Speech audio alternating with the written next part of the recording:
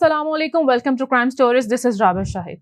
नाजरीन, लाहौर के इलाके फैसल टाउन में कुछ दिन पहले पलवशा नामी एक ट्रांसजेंडर को बेदर्दी से कत्ल कर दिया जाता है। पलवशा का क्या कसूर था, उसे क्यों कत्ल किया गया, आइए जानते हैं समा टीवी की रिपोर्टर जहांगीर खान से। अस्सलामुअलैकुम। वालेकुम सलाम। कैसे हैं आप? अल्हम्दुलिल्लाह। Welcome to crime stories. Jahangir, आपने इस वाक़े की तहकीकात बहुत करीब से की है, क्या मामला था, क्यों कत्ल किया गया पलवशा को? बिस्मिल्लाहिर्रहमानिर्रहीम। एक वजूहात सामने लाने से पहले मैं इस वाक़े का थोड़ा सा बैकग्राउंड शेयर करना चाहूँगा।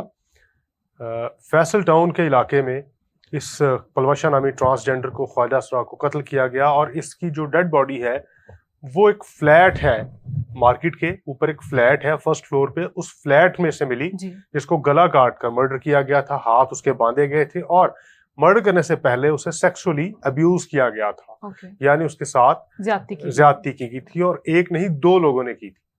और फिर उसके बाद उसका गला काट कर उसको कत्ल किया गया। कत्ल करने के बाद इसका जो सामान था वो सारा कमरे में बिखरा पड़ा था, जो उसकी वैल्यूएबल्स थी, जो उसका मोबाइल फोन था वो भी स्पॉट से गायब था, जो उसका पर्स था वो भी खाली था और मतलब पूरा कमरे का सामान जो है वो बिखरा था और इसकी डेड बॉडी पड़ी हुई थी। डकैती का वाकया लग रहा है। अभी मैं आगे चल के इसको डिस्क्लोज करूंगा। अच्छा, पुलिस ने जब इसकी तफ्तीश स्टार्ट की तो एविडेंस कलेक्शन का अमल शुरू हुआ और साथ ही साथ एक और फ्लैट है बिल्कुल साथ, उसमें एक और ट्रांसजेंडर है महविश, जो कि इसका को वर्कर है, वो साथ रहता था। उससे भी क्रॉस क्वेश्चनिंग की गई कि किसी को आते जाते देखा है या नहीं देखा। तो पुलिस को बड़ा अहम डिजिटल एविडेंस यानी क्लोज सर्किट फुटेज मिल गई एक शख्स के फ्लैट से उतर कर जाने, क्योंकि मार्केट एरिया है और मार्केट एरिया में से अमूमी तौर पर सीसीटीवी कैमरास इंस्टॉल हैं, सिक्योरिटी की बिना पर लोगों ने लगाए होते हैं। तो वो एक शख्स जो कि इसके फ्लैट से नीचे उतरा और नीचे उतरने के बाद मार्केट गया और मार्केट से फिर होता हुआ कोई और रास्ता उसने इख्तियार किया। बेसिकली वो एक शख्स नहीं, दो अफराद थे। ठीक है। पुलिस को एक प्राइम सस्पेक्ट का फेस जो है वो मिल गया, जो कि पलवशा के फ्लैट से उतर कर नीचे गया था।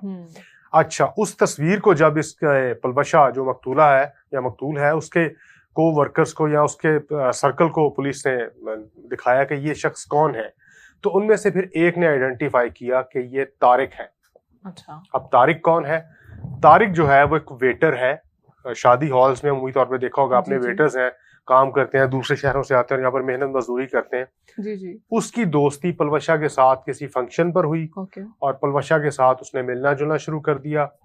अब पलवशा जो है वो अपनी सारी प्राइवेट बातें जो है उसके साथ शेयर करता था कि वो कहाँ से आया, उसका जरिया मौश क्या है, वो डांस का शौकीन है, उसके कितने भाई हैं, कितनी बहनें हैं, सारी डिटेल उसने एक दोस्त की हैसियत से तारिक के साथ शेयर कर रखी थी। जिसमें सबसे अहम बात जो कि पलवशा ने तारिक के साथ शेयर की थी और शायद यही बात पलवशा के कत्ल की वजह बन गई, वो ये थी कि पलवशा ने तारिक को बताया कि उसकी 1.5 लाख रुपए की कमेटी निकली है, जिससे वो अपनी बहन की शादी करेगा।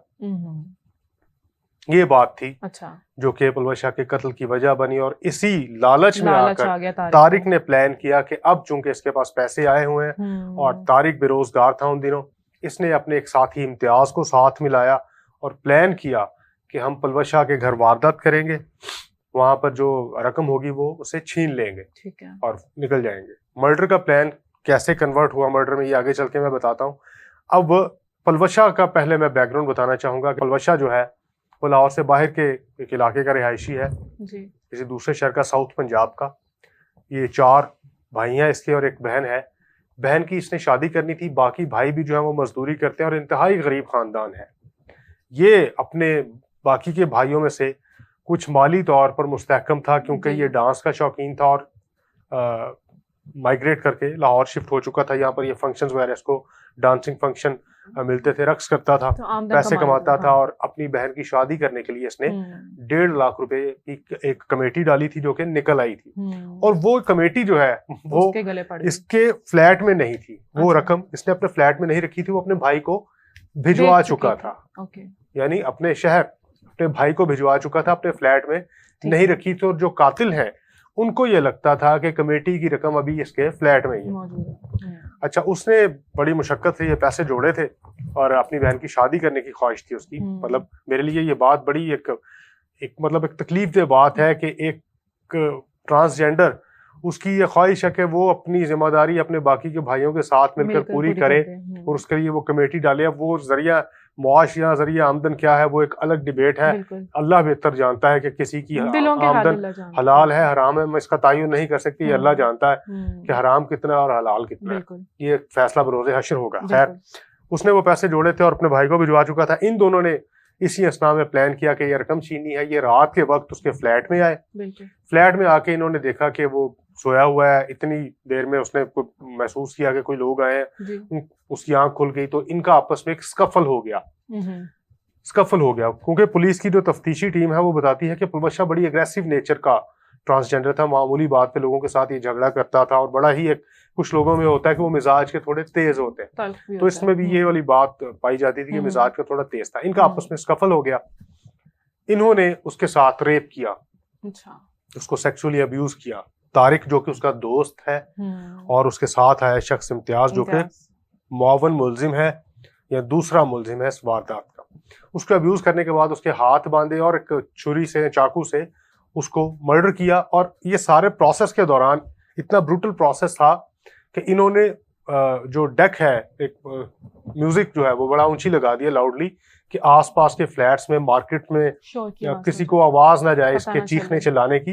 लोगों को लगे कि शायद इनके घर में कोई फंक्शन चल रहा है और म्यूजिक चल रहा है, तो म्यूजिक इन्होंने ऊंचा कर दिया, उसको मर्डर किया। और मर्डर करके वहां पे जब इन्होंने तलाशी ली तो सिर्फ और सिर्फ 2000 रुपए मिले और उसका मोबाइल फोन मिला। अब इन्होंने गनीमत जाना कि 2000 रुपए मिले और उसका मोबाइल फोन मिला है, तो ये वहां से लेकर फरार हो गए। अब भारी रकम तो इनको मिली नहीं थी, तो अब इनमें से जो प्राइम सस्पेक्ट या प्राइम अक्यूज्ड है वो क्लोज सर्किट फुटेजेस में आ गया, यानी तारिक। उसका चेहरा क्लोज सर्किट कैमरे के सामने आ गया और फिर उसकी शनाख्त हो गई। अच्छा, ये दोनों चले गए मुल्तान, फरार हो गए। तो इनको ट्रेस कैसे किया गया? पता तो चल गया था कि ये तारिक है। अब तारिक के साथ दूसरा शख्स कौन है और ये गए कहाँ हैं, इसको पुलिस ने फिर इन्वेस्टिगेट करना शुरू किया। उस क्लोज सर्किट फुटेज की मदद से और मोबाइल फोन लोकेशंस निकलवाई और बड़ा कुछ उसमें पुलिस ने देखा। सीसीटीवी का रूट ट्रैक किया, उसके आबाई शहर का पता किया गया कि वो कहाँ पर जाके उसने पनाह ली है। तो पता चला कि ये दोनों मुल्तान यहाँ से फरार हुए हैं। और इसकी तफ्तीश जो है ये एक बड़ी एक हैरत अंगेज बात है कि अब इन्वेस्टिगेशन विंग की बजाय ऑपरेशंस विंग ही बहुत से हाई प्रोफाइल केसेस को उनके होने के फौरी बाद ट्रेस कर लेती है और इन्वेस्टिगेशन तक वो मामला जाने की नौबत ही नहीं आने देती। इसको भी पुलिस की जो आईटी टीम है उसने ट्रेस किया। मियां इनाम उसके इंचार्ज हैं, शायद मियां इनाम ही नाम है उनका, जिन्होंने इसको ट्रेस किया। वो ये बताते हैं कि अगर ये शख्स मुल्तान से आगे कोई नवाहिद देहात है, कोई कस्बा है, वहां जाकर मोबाइल सेल कर देता तो शायद ये कभी हाथ ना आता या इसकी लोकेशन हम कभी ना ट्रैक ना कर पाते। क्योंकि आम तौर पे लाहौर में तो आप मोबाइल सेल करने जाए तो ई गैजेट में उसका रिकॉर्ड चेक किया जाता है, पुलिस ओके करती है कि मोबाइल जो है वो चोरी का नहीं है या किसी वारदात में स्नैच नहीं हुआ, तो फिर खरीदने वाला उसको खरीदता है। और अगर मोबाइल में डाउट हो तो फिर उसको बिठा लिया जाता है और पुलिस पहुंच जाती है। अब छोटे शहरों में या देहातों में यह सिस्टम अभी पूरी तरह से फॉल नहीं है ई गैजेट सिस्टम का। मैं बार बार रिपीट कर रहा हूँ कि लाहौर में या कुछ बड़े शहरों में ई गैजेट सिस्टम फॉल है, लेकिन छोटे शहरों में नहीं है। अगर ये मोबाइल बेच देता तो शायद इसकी लोकेशन कभी भी पुलिस ट्रेस ना करती, ये आगे निकल जाता, क्योंकि कत्ल करके आ चुका था, शनाख्ती इसकी हो चुकी थी, ये इश्तिहारी हो जाता, मफरूर हो जाता। लेकिन इसने गलती ये की कि इसने उस मोबाइल में एक सिम जो है वो डाल ली। अब उसका जो मोबाइल का EMI नंबर है वो उसने वर्किंग करना शुरू की और पता चला कि कौन सी सिम या कौन सा नंबर जो उसमें है वो ऑपरेशनल हुआ है। उसकी मदद से पुलिस ने इसकी लोकेशन ट्रेस की और मुल्तान में रेड करके तारिक को और इम्तियाज को, इन दोनों को गिरफ्तार किया। गिरफ्तार करके लाहौर शिफ्ट किया गया। तो इन्होंने दौरान तफ्तीश जो है वो कन्फेस कर लिया कि इन्होंने पलबशा को कत्ल किया है। 1.5 लाख रुपए की रकम छीनने के लिए कत्ल किया था, लेकिन कत्ल करने के बाद सिर्फ इनको वहां से 2000 रुपए मिले और फिर मोबाइल मिला। मोबाइल फोन ये अपने साथ लेकर चले गए। इस तरह से ये केस जो है वो ट्रेस हो गया और मुलजिमान गिरफ्तार हो गए और अभी पुलिस उनका जो है वो रिमांड जो है वो हासिल किया और मजीद तफ्तीश उनसे जारी है। अच्छा जहांगीर, पलबशा की फैमिली का क्या स्टेटस है? उन्होंने पूछा आकर या कोई कंप्लेन पुलिस में? क्या मुदई जो है वो पलबशा के एक भाई बने हैं, उनका ये बताना है कि सारी FIR का मतन भी यही है कि बड़ी गरीब फैमिली है और अपने बहन की शादी के लिए ये पैसे जोड़ा था। उसके बाद फिर इसका कोई राब्ता नहीं उनके साथ हो सका, तो फिर उनको फिक्र लाहिक हुई कि मोबाइल फ़ोन भी इसका बन जा रहा है, तो उन्होंने फिर लाहौर अप्रोच किया और मुकदमा इसका दर्ज करवाया, जिसके बाद पुलिस ने फौरी तौर पे बिल्कुल जहांगीर, आपने स्टोरी हमारे साथ शेयर किया। This is so disheartening and unfortunate कि पलवशा ने तारिक को अपना दोस्त समझा था। जैसे भी उनकी मुलाकात हुई, दोस्ती हुई, लेकिन उसने दोस्ती ही समझी थी, लेकिन तारिक ने उसका भी लिहाज न किया। तो in the and I would like कि आप कोई मैसेज दें हमारी ऑडियंस को कि किसी के ऊपर अंधा एतबार नहीं करना चाहिए। अच्छा, इसमें सबसे जो अहम बात है वो ये है कि आप आज हम जिस दौर में जी रहे हैं, इस दौर में हम अपनी जो प्राइवेसी है वो उसको भी इस तरह के वाक़यात हमें ये बताते हैं कि अपनी जो ज़ाती मालूमात हैं, जो आपकी प्राइवेसी है, जो आपके पास कोई आपकी माली हैसियत है, वो अपने किसी भी क्लोज सर्कल में भी उसको शेयर ना करें। हसद किसके दिल में जगह बना ले, किसके दिल में पैदा हो जाए, ये कोई नहीं जानता, और कौन क्या सोच रहा है ये आप उसका तयन नहीं कर सकते। इसलिए अपनी ज़ाती मालूमात या आपकी जो माली हैसियत है या जो आप पे जिम्मेदारियां हैं, आप उनको पूरा किस तरह से करने जा रहे हैं, या आपने कोई सक्सेस अचीव कर ली है, इसके बारे में शेयर करते हुए ये देख लें कि आप किसके साथ ये सारी मालूमात शेयर कर रहे हैं, जिसके साथ शेयर की जा रही है वो किस हद तक काबिल एतमाद शख्स है। और आजकल सबसे ज़्यादा फुकदान जो है वो एतमाद का ही है, भरोसे का ही है। ऐसे ऐसे लोग भरोसा तोड़ देते हैं जिनसे उम्मीद नहीं की जा सकती। तो इस मामले में भी देखें कि एक दोस्ती थी इन दोनों की आपस में, उसने अपनी एक माली हैसियत है वो उसके साथ शेयर की, अपना उसको प्लान बताया, और उसका अल्टीमेट रिजल्ट यह है कि एक हीनियस क्राइम कमिट हुआ, एक शख्स कत्ल हो गया और दूसरा कातिल बन गया। बहुत शुक्रिया जहांगीर, आपने स्टोरी हमारे साथ शेयर की, और आप सबके लिए एक अलग स्टोरी लेकर आएंगे नेक्स्ट एपिसोड में। तब तक के लिए अल्लाह हाफ़िज़।